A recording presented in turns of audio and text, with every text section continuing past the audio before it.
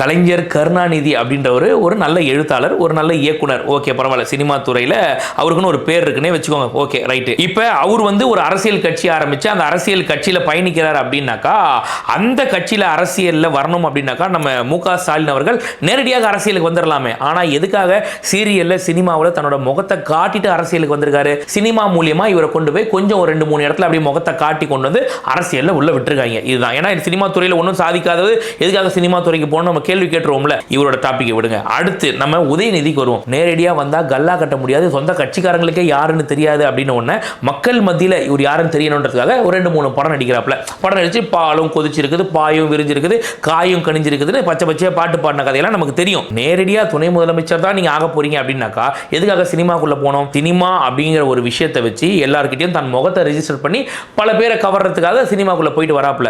இப்போ உங்களுக்கே புரிஞ்சிருக்கும் எதுக்காக இன்பநிதி ஆக்டிங் ஸ்கூல் போயிட்டு இருக்காப்ல.